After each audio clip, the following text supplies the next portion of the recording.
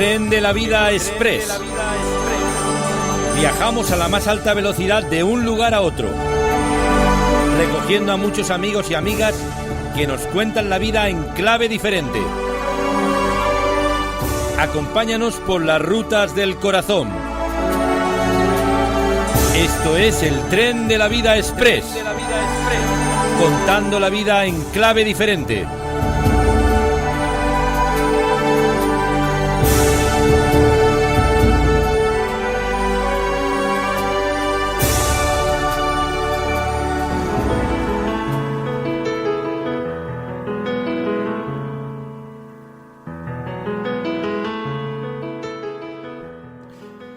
Para comprender a Lutero se precisan dos cosas. La primera es captar toda la confusión de pensamiento y de movimiento social, política, cultural e intelectual en que estuvo inmerso y hacia el cual orientó su obra. La segunda es comprender lo que él se proponía. No fue el campeón de la libertad individual y de las opiniones privadas, ni fue el rudo campesino que desafió al Papa y al Emperador, ni el Hércules germánico, ni el gran libertador social. Creerlo sería, para algunos, introducir quizás otros elementos en el rigor histórico, pero sí que fue un hombre significativo, un hombre referente en la historia social y espiritual de Europa en la Edad Media.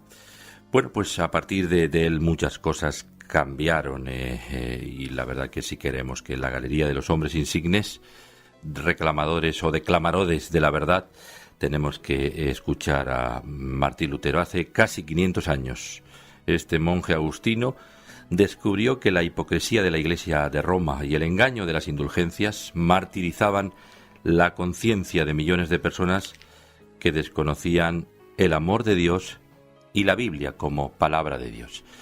Bueno, pues de eso hablaremos en unos minutos con nuestro querido amigo don César Vidal, si Dios lo permite.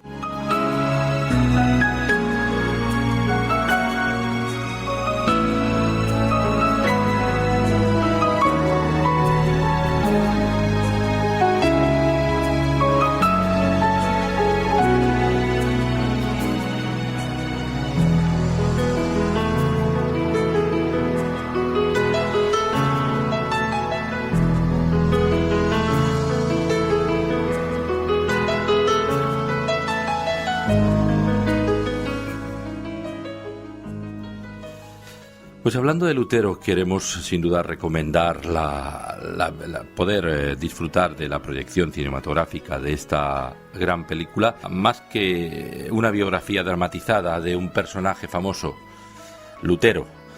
Es una película que no es un documental llevado a la gran pantalla, sino que es un drama de acción que transcurre, como estamos diciendo, en una de las épocas más revolucionarias de la historia, el paso de la Edad Media al Renacimiento. Y pone de manifiesto cómo las creencias de un solo hombre pudieron cambiar el mundo.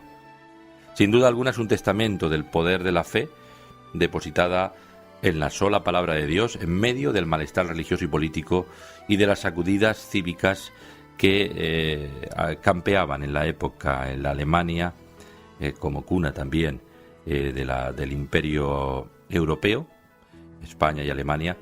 Pues ahí estaban produciéndose esas convulsiones religiosas, políticas, por la connivencia de la Iglesia con la política absoluta. Pues debido a eso, el pensamiento único se empezaba a resquebrajar con la sinceridad de un hombre llamado Martín Lutero. Vamos a escuchar un pequeño avance, tráiler de la proyección.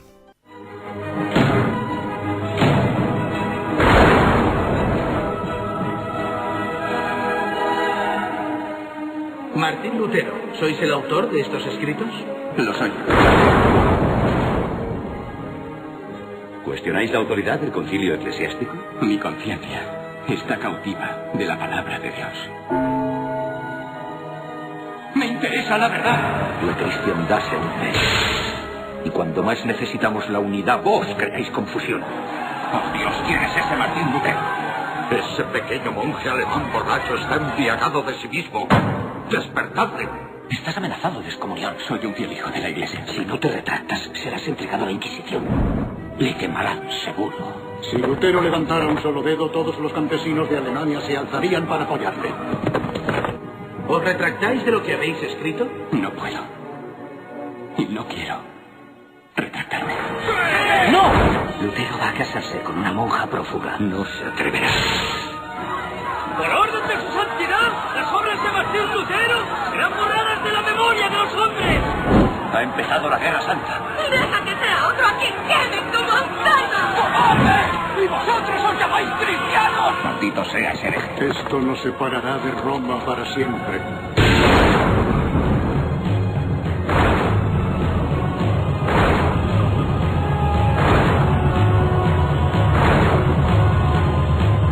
Respondo ante la ley de Dios, no la de Roma.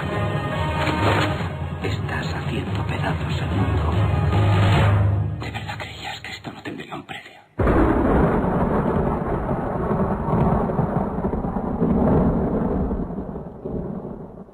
Bueno, pues el tren de la vida, recorriendo las estaciones con los paisajes humanos y las curiosidades de la actualidad que vuelve a resurgir con la fuerza más que emerge con la fuerza de la historia, ese personaje tan discutido por algunos y admirado por otros, como es Martín Lutero, hereje o reformador, revolucionario espiritual. Bueno, pues esta mañana tenemos a alguien tan autorizado como es el historiador, escritor y periodista muy conocido y también muy querido por todos nosotros, como es don César Vidal. Gracias, César, por estar con nosotros.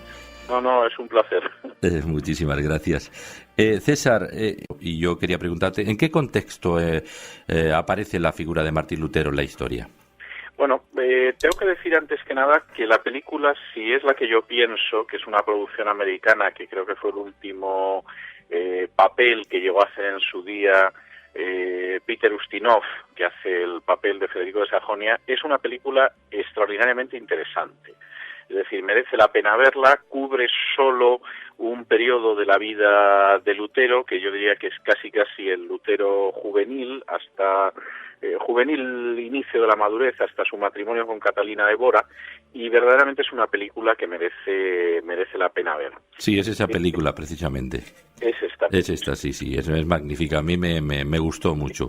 Y merece la pena verla. Ahora, Sí. el contexto de Lutero es un contexto enormemente interesante, porque Lutero es un personaje que nace casi en la Edad Media, es decir, en los estertores de la Edad Media, y aunque es verdad que lógicamente a los historiadores nos gusta dar esos cortes bruscos a la historia y decir que a partir de tal año empezó determinada edad histórica, pues lógicamente eso lo dicen los historiadores siglos después, porque claro, la gente que lo está viviendo en ese momento, nadie le anuncia que ha terminado la Edad Media y ha empezado la Edad Moderna. Lutero es un personaje que nace pues en una sociedad que todavía está viviendo todo lo que ha sido la crisis medieval, es decir, una crisis en lo político, la crisis del imperio y la aparición de las grandes naciones europeas. En el terreno de lo que sería el terreno espiritual, pues ciertamente una enorme crisis, porque el siglo anterior al nacimiento de Lutero ha sido el siglo en el que el papado ha salido de Aviñón, donde ha estado durante 70 años en lugar de estar en Roma, y además eso ha venido seguido después por lo que se llamó el Gran Cisma de Occidente, en el curso del cual como mínimo siempre hubo 2 papas excomulgándose entre sí, pero hubo un momento del cisma en que hubo 4 papas que se excomulgaban entre sí, y sobre todo además una época en que aparte del enorme deterioro de la imagen de la Santa Sede, se había ido produciendo toda una visión, yo diría que crecientemente comercializada de la religión. Es decir, que evidentemente es una época de enorme ebullición política y social, es una época de enorme ebullición religiosa y es una época de enorme ebullición cultural, porque también es una época en la que Lutero se beneficia de la obra de gente que decide que hay que recuperar la cultura clásica, pero que también hay que recuperar la Biblia. Y entonces aparece, por ejemplo, esa edición del Nuevo Testamento en griego de Erasmo, que luego servirá para traducir el Nuevo Testamento a distintas lenguas europeas, incluido el castellano, por supuesto el alemán, el inglés, el francés, etcétera. Y en medio de esa situación es en la que va a aparecer la figura de Lutero. El tren de la vida. Y en esa situación, César, ¿cómo se produce el despertar de la conciencia de reforma en Martín Lutero? Bueno, yo creo que esto es una situación que va durando a lo largo de años y que además tiene tiene fases también bastante bien definidas. Inicialmente, Lutero es una persona que profesa como agustino como consecuencia de la promesa que hace a Santa Bárbara de que si se salva en medio de una tormenta que le sorprende en medio de un bosque solo y con rayos cayendo a diestro y siniestro, pues él va a convertirse en sacerdote y va a profesar como monje. Esta decisión que él toma choca enormemente con su padre, que era un hombre que había trabajado muchísimo a lo largo de su vida, primero como minero, después con algunos negocios, y que soñaba con que su hijo Martín fuera un muchacho que de alguna manera estudiara Derecho y pudiera entrar al servicio de la corte. Esto incluso está a punto de provocar la ruptura entre el padre y el hijo, aunque finalmente el padre, no muy de buen grado, decide acudir a la ceremonia de ordenación sacerdotal de Lutero. Lutero es un hombre que dentro del monasterio se dedica sobre todo al estudio de la Biblia, porque de hecho las autoridades de su orden, que son los agustinos, deciden que sería una persona ideal para poder primero estudiar las Escrituras, que se convierte en doctor en teología y en Sagrada Escritura, y después enseñarla a otras personas, tanto dentro de la orden como fuera de la orden. Y en esa vivencia tranquila del monasterio, Lutero empieza a sufrir una enorme inquietud espiritual, porque el sistema sacramental católico en absoluto consigue acallar lo que serían las pulsiones de su conciencia. Es decir, es verdad que la Iglesia Católica mantiene la idea de que se puede otorgar el perdón de los pecados, o lo puede otorgar un sacerdote, mediante la administración del sacramento de la penitencia. Cuestión aparte es que, más allá de lo que muchos católicos quizá piensan, ese sacramento de la penitencia tiene que tener una serie de requisitos, y si no, no es válido. Es decir, la idea popular de que, bueno, uno se confiesa, recibe la absolución y está perdonado, no pasa de ser eso, una idea popular. Hay una serie de requisitos que tienen que cumplirse, y si no, esa absolución no tiene lugar. Entre ellos está, pues, confesar todos los pecados, por ejemplo, sin olvidar ninguno. Está, por ejemplo, un verdadero propósito de enmienda, que en muchos casos habría que ver si se produce, etcétera, etcétera. En esa situación de angustia espiritual, Lutero decide peregrinar a Roma, donde todavía queda más desilusionado al ver la mercantilización de las peregrinaciones a Roma, la ausencia de una espiritualidad, etcétera, etcétera, y entra en un periodo de enorme desazón espiritual que, por resumirlo para nuestros oyentes, concluye en el momento en el que, leyendo y estudiando la carta de Pablo a los romanos, se encuentra con el hecho central en este escrito del Nuevo Testamento de que la justificación no viene por las obras, sino que uno es declarado justo por Dios si uno ha recibido por fe el sacrificio de Cristo en la cruz. La idea de que el justo vivirá por su fe, que aparece muy claramente en Romanos, como en Gálatas, como en otros escritos del Nuevo Testamento, marca un antes y un después en Lutero. Pero inicialmente no provoca en él un ánimo reformador. Es decir, lo que sí le deja muy aclarado es cuál es el camino de salvación, y esto años antes de que se produzca el famoso episodio de las 95 tesis. Las 95 tesis, como seguramente saben muchos de nuestros oyentes, son unas tesis que Lutero clava en la iglesia, en la puerta de la iglesia de Wittenberg, no como un acto de rebeldía, sino porque las tesis universitarias se fijaban en un tablón de anuncios, y el tablón de anuncios en muchísimos casos pues era la puerta de una iglesia o de una catedral, que era por donde pasaba todo el mundo. Y vienen motivadas por una predicación de indulgencias que en esos momentos está teniendo lugar en el territorio donde vive Lutero, y que arranca de una cosa muy sencilla, y es que su obispo, que es el obispo Alberto, para obtener el cargo de obispo ofrece una cantidad elevadísima a la Santa Sede, y como esa cantidad es muy elevada, el Papa a la sazón le permite al obispo que pague esa parte que tiene que abonar a la Santa Sede mediante la predicación de una indulgencia. Una indulgencia que implicaría que la mitad de ese dinero iría a Roma para ayudar a construir la Basílica de San Pedro, y la otra mitad iría al obispo Alberto para que pudiera pagar el préstamo que le habían hecho para comprar el cargo episcopal. Esa predicación de la indulgencia, aparte de toda esta situación que es dudosa como mínimo moralmente, implicaba también la predicación de que mediante la bula de indulgencia uno recibía el perdón de determinados pecados. Y entonces Lutero encuentra con gente a la que él ha negado la absolución cuando se estaba confesando, que sin embargo después aparecen con la bula de indulgencia y que le dicen que bueno, pues ya hemos conseguido el perdón que usted me negó en el confesionario. Y entonces redacta esas 95 tesis. Las 95 tesis inicialmente, todavía en ese momento, porque tenemos que tener en cuenta que hablamos de un catolicismo anterior al Concilio de Trento, sí, realmente son tesis que no se puede decir que choquen directamente con el dogma católico de la época, pero sí que pretenden corregir lo que a juicio de Lutero es un abuso. Erasmo diría después, con esa ironía casi británica que le caracterizaba, a pesar de que era holandés, que Lutero había cometido dos grandes errores, y era atacar el orgullo del Papa y el estómago de los frailes. Y efectivamente, esas tesis de Lutero, que él primero manda al obispo, es decir, como diciendo, mira, aquí se está cometiendo un abuso pastoral que usted tiene que corregir, inicialmente esa es la idea. Lutero, por supuesto, no piensa en una reforma en esos momentos, sino simplemente en una corrección de abusos. Sí que va a desencadenar un proceso en el curso del cual, como cuando uno tira del hilo y va saliendo cada vez más hilo y uno llega hasta el ovillo, Lutero llega a la conclusión en muy poco tiempo de que no solo hay que corregir determinados abusos, sino que hay que entrar en una reforma más en profundidad. Esa reforma más en profundidad también va a ser algo que va a ir ganando cuerpo con el paso del tiempo. Por ejemplo, Lutero, en los primeros tiempos de esa reforma, dice: yo no tendría ningún problema, aunque verdaderamente no existe una base en la Biblia, en aceptar la existencia de un papa como una especie pues de gran obispo o de supraobispo sobre todos los obispos.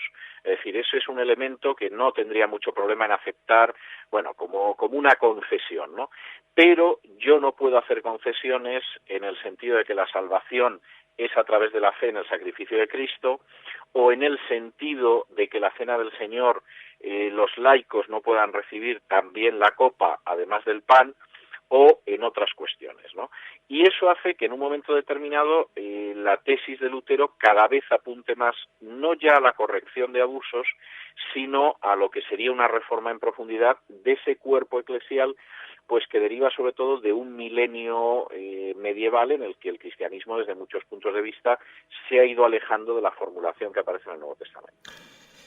Con la perspectiva histórica de casi 500 años, ¿cómo podríamos definir la figura histórica de Martín Lutero y de toda su obra?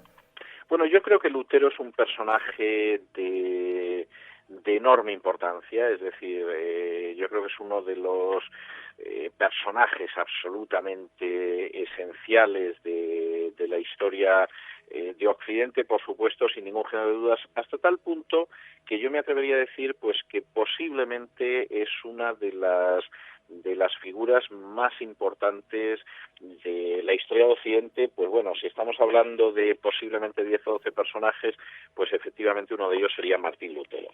¿Por qué? Pues hombre, no solamente porque desencadena ese gran conflicto que es la Reforma, sino también porque además se da la circunstancia de que la Reforma va a tener una serie de consecuencias en infinidad de situaciones, ¿no?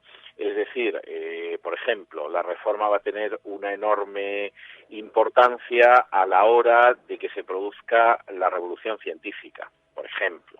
La Reforma va a tener una enorme importancia a la hora de que se produzca el nacimiento de la democracia, sobre todo en el caso de lo que son los puritanos después en Inglaterra y en lo que luego serán los Estados Unidos, etcétera, etcétera, etcétera, ¿no? Y claro, Lutero de alguna forma es el que inicia ese proceso. También hay que reconocer que posiblemente si ese proceso no lo hubiera iniciado Lutero, pues efectivamente el proceso se hubiera iniciado de todas las formas. ¿Por qué? Pues hombre, porque de hecho ya había gente que había claramente descubierto lo que era el elemento de la justificación por la fe, y de hecho Juan de Valdés en España se adelantó precisamente a esa visión de Lutero, y porque además la necesidad de una reforma de la Iglesia pues era un clamor, yo diría que entre toda la gente con cierta formación espiritual desde un siglo antes. Pero con todo y con eso, en términos históricos objetivos, efectivamente, Lutero tiene una importancia esencial. Estamos hablando con el escritor e historiador y también periodista César Vidal sobre Lutero, la figura de Lutero, algunos a criterio de algunos pocos hereje y a criterio de otros muchos reformador de la Iglesia y de la espiritualidad de alguna manera. Las consecuencias históricas y espirituales de la Reforma protestante para el mundo han sido grandes, ¿verdad? Yo creo que las consecuencias han sido enormes, es decir, hay una revolución científica, o Occidente experimenta una revolución científica, pues porque se da la circunstancia de que hay una reforma protestante. De hecho, esto es algo que ya en su día pues señaló gente tan distinta como Whitehead, como Kuhn en su libro sobre la estructura de las revoluciones científicas, o como otros personajes, es decir, eso es obvio. La influencia de la Reforma, por ejemplo, en todo lo que es la doctrina de los derechos humanos y después de la configuración de la democracia, pues es absolutamente esencial, es decir, no hay manera de hacer una referencia ni de entender muchas cosas, pues como puede ser, por ejemplo, la propia Constitución americana o la evolución constitucional de la monarquía británica sin una referencia a la Reforma. Y en ese sentido, claro, la importancia de la Reforma como fenómeno histórico pues es verdaderamente esencial. Yo creo que además tiene una enorme influencia que pasa por lo artístico, es decir, no tendríamos a Juan Sebastián Bach sin la Reforma. Juan Sebastián Bach, que además era un piadoso protestante, no tendríamos la pintura de Rembrandt, que marca absolutamente un antes y un después en la pintura occidental, precisamente sin la Reforma.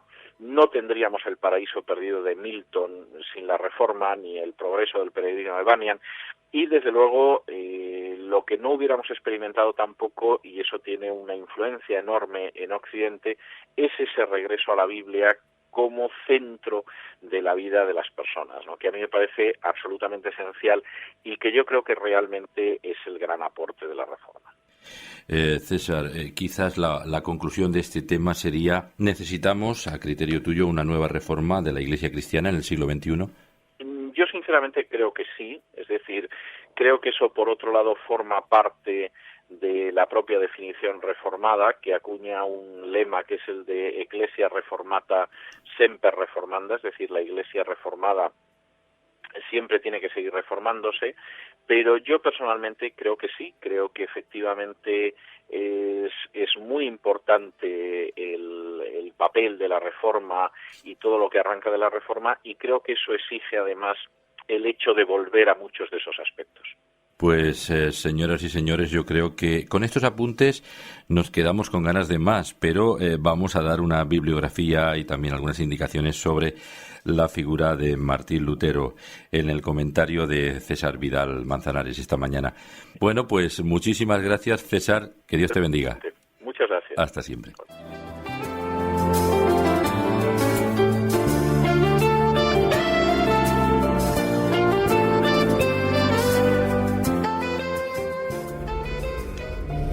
El tren de la vida.